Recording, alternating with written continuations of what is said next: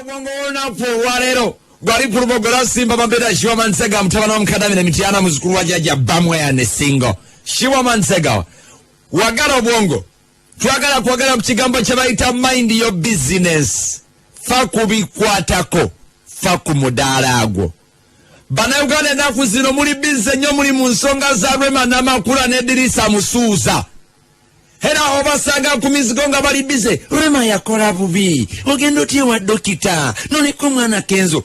Oli ne baawe waka ku muzigo gwe mupangisa gwa $20 buli mwezi. Landlord akyababanja, baawo tamanyi na kumanya oba anakusibisa enviiri omwezi guno, sente taziraba. Oli bize onyumye ku bintu ebitakwatako. Musajja gwe oli bize ojerega Kenzo, oweza Kenzo ayenda nnyo naye. Omukazi yali amwagala. Muganda wange, famire yo ne mukyala wo naawe ebyamwe biteredde bulungi. Yegwe ali bize nyanyumya ku bya Rwema Namakula ne Dirisa Musuuza nga we bayawukanye. Gwe ne mukyala wo muteredde bulungi ewaka.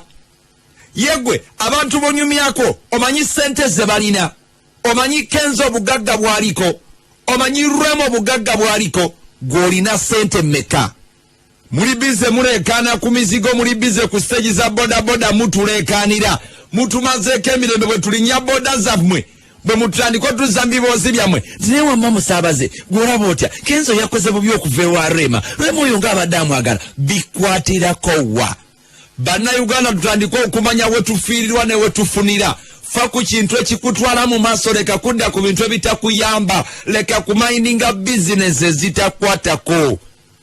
Oli ku lubogolo Simba ntegedde wubirako Mukama mu ngalo. Owuliriza Byanza Shoma Nsekawa wano ku lubogolo Simba.